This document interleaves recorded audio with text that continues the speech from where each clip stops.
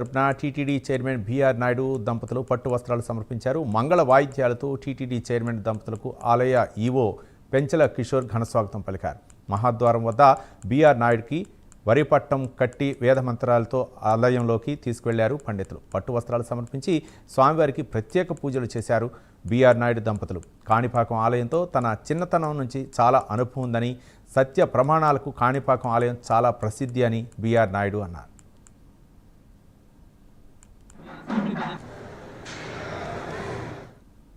వెంకటేశ్వర స్వామి తరపున ఈరోజు ఈ స్వామివారికి పట్టు వస్త్రాలు తీసుకురావడం జరిగింది.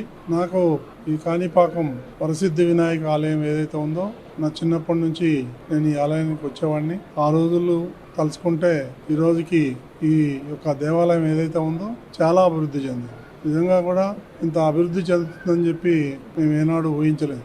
దానికి తిరుమల తిరుపతి దేవస్థానం నుంచి వినాయకుల వారికి పట్టు వస్త్రాలు నేను తీసుకొస్తానని నా జీవితంలో అనుకోలేదు. ఇదంతా కూడా శ్రీ వెంకటేశ్వర స్వామి యొక్క మహిమ. ఈరోజు నాకు ఈ అవకాశం వచ్చినందుకు శ్రీ నారా చంద్రబాబు నాయుడు గారికి, అదేవిధంగా నాతో పాటు ఉన్నటువంటి మా బోర్డు సభ్యులందరికీ కూడా ధన్యవాదాలు తెలియజేసుకుంటూ, ఈ అవకాశం ఇచ్చినటువంటి ప్రతి ఒక్కరికి నమస్కారాలు తెలియజేసుకుంటూ, ఓం నమో వెంకటేశ్వర.